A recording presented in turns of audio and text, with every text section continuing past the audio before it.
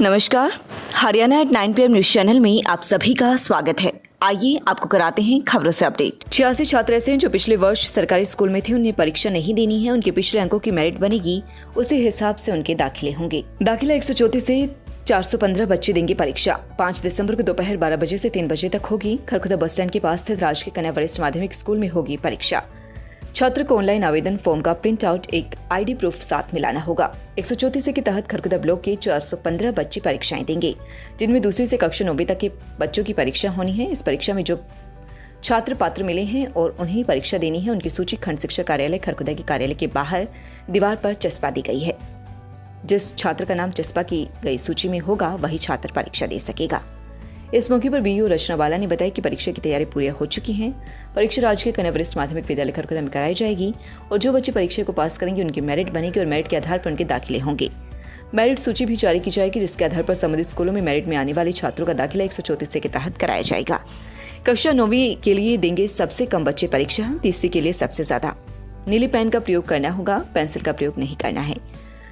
Pen व पानी की बोतल स्वयं लेकर आनी है। खरखुदा में 134 के तहत दाखिले की परीक्षा के लिए सबसे अधिक आवेदन कक्षा तीसरी के हैं, जो कि 71 आवेदन हैं, जबकि सबसे कम 9वीं कक्षा के लिए आवेदन हैं, जो कि केवल 29 है। इसके अलावा कक्षा दूसरी के लिए 45, कक्षा चौथी के लिए 63, कक्षा 5वीं के लिए 61, कक्षा छठी के लिए 51, कक्षा 7वीं के लिए 52 व कक्षा 8वीं के लिए 43 बच्चे ही परीक्षा देने के लिए पात्र मिले हैं, जिनकी परीक्षा होगी। बिना मास्क बाजारों में घूमने वाले सावधान, पुलिस काटेगी चालान। आ गया कोरोना का ये नया वेरिएंट। झज्जर डीसी श्यामलाल पुनिया ने कहा कि कोरोना वायरस के नए वेरिएंट ओमिक्रॉन से बचाव की दिशा में झज्जर प्रशासन पूरी तरह से सजग है।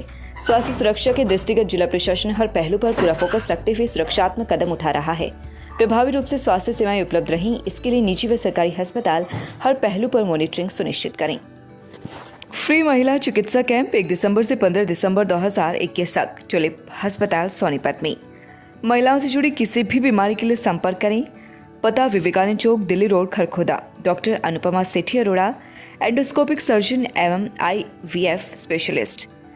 स्त्री ऑपरेशन पर 50% तक छूट। रजिस्ट्रेशन कराने के लिए संपर्क करें 98 171 14 531। एसडीएम ने किया मटिंडो मार्ग पर सीवरेज लाइन का दौरा, दिए आवश्यक निर्देश। कई दफ्तरों का भी किया औचक निरीक्षण। खरखुदा एसडीएम संजय बिश्नोई ने गुरुवार को खरखुदा मटिंडो बाईपास चौराहे पर पहुंचकर मौके का निरीक्षण किया। वहां पर अधूरे पड़े काम को तत्काल प्रभाव से गति देने के लिए जन स्वास्थ्य विभाग को निर्देश दिए। एसडीएम संजय बिश्नोई ने कहा कि विकास कार्यों में क्वालिटी के साथ किसी भी सूरत में समझौता नहीं किया जाएगा। सभी विकास कार्य गुणवत्ता परक तरीके से कराए जाएं। उन्होंने मौके से ही संबंधित अधिकारियों को फोन कर आवश्यक दिशा निर्देश दिए कि मटिंडो मार्ग पर सीवरेज लाइन का जो अधूरा काम पड़ा हुआ है, उसे पूरा किया जाए। पानी निकासी के पुख्ता इंतजाम किए जाएं। एसडीएम संजय बिश्नोई ने खरखुदा के विभिन्न सरकारी कार्यालयों का भी निरीक्षण किया व सरकारी की कल्याणकारी योजनाओं का रिव्यू कर आवश्यक दिशा निर्देश भी दिए।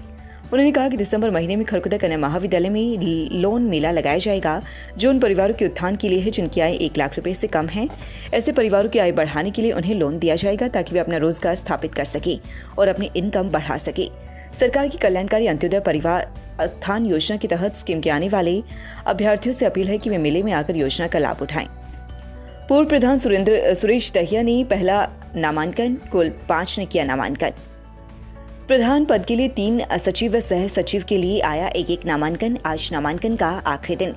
खरखुदा बार एसोसिएशन चुनाव का बिगुल बज चुका है। नामांकन के लिए 2 दिन का समय रखा गया है, जो कि 2 व 3 दिसंबर है। रिटर्निंग अधिकारी एडवोकेट सुमित दहिया ने बताया कि पहले दिन प्रधान पद के लिए कुल 3 नामांकन आए हैं, जिनमें एडवोकेट सुरेश दहिया ने पहला फॉर्म भरा। इसके बाद एडवोकेट राम भगत ने, जगमोहन पारासर ने भी प्रधान पद के लिए नामांकन किया है, जबकि मोहित ने सचिव के लिए व एडवोकेट अमित दहिया ने ज्वाइंट सेक्रेटरी के लिए नामांकन किया है। नामांकन के पहले दिन पूर्व प्रधान सुरेश दहिया ने पहला नामांकन किया। इसके बाद एडवोकेट राम भगत व एडवोकेट जगमोहन पाराशर ने भी प्रधान पद के लिए आवेदन किया। रिटर्निंग अधिकारी एडवोकेट सुमित दहिया ने बताया कि खरखुदा बार एसोसिएशन के अधीन कुल 80 मतदाता हैं। 6 दिसंबर को दोपहर 12 बजे तक नामांकन फॉर्म की जांच होगी। अधूरे फार्मों को रिजेक्ट किया जाएगा। इसके बाद 6 दिसंबर को ही सायं 5 बजे तक नामांकन फार्मों का वापस लिया जा सकेगा। 17 दिसंबर को चुनाव संपन्न कराए जाएंगे। एडवोकेट सुरेश दहिया व राम भगत दहिया ने साथी वकीलों के साथ नामांकन किया है। खजांची व उप प्रधान के लिए पहले दिन कोई भी नामांकन नहीं आया। समर्थकों, वकील साथियों सहित पदाधिकारियों ने नामांकन किया है। इस अवसर पर एडवोकेट दिनेश मंडोरा, विकास और सेठी वकील, अमिता वकील, साहिल सहित विभिन्न एडवोकेट उपस्थित रहे। प्रधान पद के लिए मैंने आज जो नॉमिनेशन किया है, मैं अपने सभी वकील साथियों के साथ इकट्ठा होकर उन्होंने कहा कि भाई हमें एक अच्छे कैंडिडेट और मजबूत कैंडिडेट की ज़रूरत है। सभी मेरे साथियों ने कह के मेरे को नॉमिनेशन करवाया है। मैं अपने जो भी सभी साथियों ने मेरे को आगे नामांकन के लिए भेजा है, मैं चाहूँगा कि उनकी आशाओं पर खरा उतरूँ और भविष्य में बार के लिए अच्छे अच्छे कार्य करूँ। जो मैंने आज प्रधान पद के लिए नामांकन पत्र दाखिल किया है। आज 2 दिसंबर 2021 को नॉमिनेशन का पहला दिन था खरकोदा बार एसोसिएशन के इलेक्शन के रिगार्डिंग। प्रधान पद के लिए 3 नॉमिनेशन आए हैं, श्री सुरेश दैया का, श्री राम भगत जी का, श्री जगमोहन पाराशर जी का। 1 नॉमिनेशन सेक्रेटरी पद के लिए आया है श्री अमित दैया गाँव जरोड़ से। 1 नॉमिनेशन ज्वाइंट सेक्रेटरी के पद के लिए आया है श्री अमित दैया गाँव कवाली से। ट्रेजरर पद के लिए अभी तक कोई नॉमिनेशन नहीं आया है। वाइस प्रेसिडेंट पद के लिए अभी तक कोई नॉमिनेशन आया है। कल का दिन 3 दिसंबर आखिरी दिन रखा गया है। कल किसी का नॉमिनेशन आता है तो उसके ऊपर सारे डिसाइड हो जाएंगे फाइनल। 6 तारीख को स्क्रूटनी होगी सुबह 12 बजे तक। 12 से लेकर 4 बजे तक का नॉमिनेशन पेपर को विड्रॉ करने का टाइम रखा गया है। किसी को अगर पर्चा वापस लेना है, इलेक्शन कंटेस्ट नहीं करना, तो वो आके अपनी फीस वापस ले सकता है और पर्चा वापस ले। खरगोदा बार एसोसिएशन के इलेक्शन के लिए टोटल 80 वोट है और लास्ट ईयर की बजाय जो हमारी जो फीस होती है नॉमिनेशन के लिए वो हमने कॉन्स्टिट्यूशन के हिसाब से रखी है, जो 5100 रुपये प्रधान पद के लिए है, 3100 रुपये सेक्रेटरी के पद के लिए, 2100 रुपये ज्वाइंट सेक्रेटरी और वाइस प्रेसिडेंट के लिए है। ट्रेजरर के लिए 1100 रुपये रखी गई है। वो फीस जो नॉमिनेशन फॉल करेगा उसके साथ उसको डिपॉजिट करनी होती है। ये हमारे रूल कंडीशन है। भैया ने जो मेरे पे विश्वास दिखाया है और मेरे को प्रेरित किया है कि भाई आप जो है बार के लिए कुछ कर सकते हो, आओ आगे और अपना जो है बार के लिए जो है अपना सहयोग दो। तो भाई साहब मैं जो कोई झूठा वादा नहीं करना चाहता, मैं सिर्फ इतना आश्वासन देना चाहता हूँ अपने सभी भाइयों को कि जो मेरी ड्यूटी बनेगी उसको फुली डेडिकेटेड होकर निभाऊंगा। मेरे लिए जो कर्म की प्रधानता भाई साहब मैं इस विषय में इतना ही कहना चाहता हूँ। बच्चे को फेल दिखा पूरे साल की फीस वसूलने का आरोप। एसडीएम व सीएम विंडो में दी शिकायत। एसडीएम ने बीईओ को दिए समस्या समाधान के निर्देश। पिछले 2 वर्षों की बच्चों की पढ़ाई कोरोना महामारी के कारण बुरी तरह से प्रभावित हुई है। इस दौरान शिक्षा बोर्ड व सरकार ने बच्चों को अगली कक्षा में प्रमोट देने के निर्देश दिए थे, लेकिन खरगोदा के मटीनू मार्ग पर स्थित स्कूल पर आरोप लगाया कि उन्होंने जानबूझकर 3री कक्षा के बच्चे को फेल दर्शाया और अभिभावक से अगले वर्ष भी पूरे साल की फीस हड़पी। किसान अभिभावक टीका सिंह का कहना है कि इस बारे में पता चला तो उन्होंने अपने बच्चे का दाखिला सरकारी स्कूल में कराने का फैसला लिया, लेकिन निजी स्कूल ने लॉकडाउन की फीस की डिमांड की। अभिभावक का कहना है कि उसने अगस्त में 23,800 रुपये की फीस जमा की थी, लेकिन इसके बाद भी उसका सर्टिफिकेट नहीं दिया गया। पिछले 3 महीने से अभिभावक एसएलसी के चक्कर लगा रहा है, लेकिन उसे एसएलसी नहीं दिया जा रहा, जिसकी शिकायत अभिभावक टीका सिंह ने खरगोदा एसडीएम संजय बिश्नोई को दी, जिन्होंने तत्काल कार्यवाही करते हुए बीईओ को निर्देश दिए कि संबंधित स्कूल की जांच की जाए व अभिभावक की समस्या का समाधान करवाया जाए। अभिभावक टीका सिंह का कहना है कि उसका लड़का 5वीं कक्षा में होना चाहिए था, जिसे अब तक 4थी कक्षा में किया गया है। 2 वर्ष 3री कक्षा में जानबूझकर फीस हड़पने के लिए रखा है। इस तरह से स्कूल कई बच्चों व अभिभावकों को गुमराह कर रहे हैं। बस स्कूल है जी, मन लड़का लड़की दोनों पढ़ती थी। 10वीं तो लड़की ने कर ली थी स्कूल से। लड़का 5वीं में होना था मेरा, तो 4थी में 1 क्लास 2 बार पढ़ाई जी, और दोनों बरिया की मैंने फीस दी है जी। 1 क्लास की 2 बरिया की थी। और एसडीएम साहब का मैंने एप्लीकेशन लगाई है जी, और कही है जी आपकी कार्रवाई करी जाएगी। मन और कुछ नहीं, मेरा स्कूल का सर्टिफिकेट दवाएगा जी। 23,800 रुपये भर दिए थे जी। 30,000 दे रहा हूँ तो नई रसीद दी है 23,800 रुपये की। तो इन मरतानों वाले तरह सर्टिफिकेट दे देंगे तो मन्ना डाल लाग रहा जी कम से कम 5-6 महीने से। और ना अमन पड़ा ना हमने बेरा जी मोबाइल चलाने का ऑनलाइन काम की कवे थे, हमने नहीं बेरा जी। तो मारा जो सर्टिफिकेट था डाल लाग रहा जी। 23,800 रुपये भरवा लिया और भरवाने की कवे जी। लॉकडाउन की भी जी फीस दी मैंने सारी तकरीबन दे दी मैंने फीस भी। न बिल दिया था बनाकर, नहीं इसी दोबारा लॉकडाउन की भी दे दी फीस। नारायण महाराज का 25वां निर्वाण दिवस 9 दिसंबर को सत्संग व भंडारा होगा। सिसाना नारायण आश्रम में 9 दिसंबर को प्रत्येक वर्ष की तरह इस वर्ष भी योगीराज स्वामी ब्रह्म प्रकाश जी महाराज का 25वां निर्वाण दिवस मनाया जाएगा। इस अवसर पर सत्संग एवं भंडारे का आयोजन भी होगा। जिन लोगों को कोरोना वैक्सीन नहीं लगी है उनके लिए विशेष वैक्सीनेशन कैंप का आयोजन भी किया गया है, जिससे कोई न कोई व्यक्ति अगर वैक्सीन लगवाना चाहता है तो अपना आधार कार्ड लेकर वहां पर पहुंचकर वैक्सीन भी लगवा सकता है। यह जानकारी नारायण आश्रम कमेटी ने दी। सुबह 8 बजे हवन किया जाएगा। आशा वर्करों ने रखी सरकार से मांग। आशा वर्कर यूनियन पदाधिकारियों की ओर से सीएचसी खरगोदा व सीएचसी फिरोजपुर बांगर के अंतर्गत आने वाली आशा वर्करों के साथ बैठक की गई। जिला सचिव पूनम ने गीता की अध्यक्षता में की जा रही बैठक का संचालन किया। जिला सचिव पूनम ने इस दौरान कहा कि 11 नवंबर को अपनी मांगों को लेकर अपना धरना प्रदर्शन कर चुकी हैं।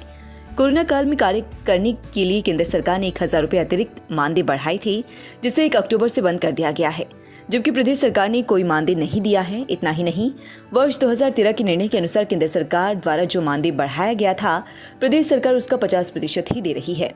अब उनका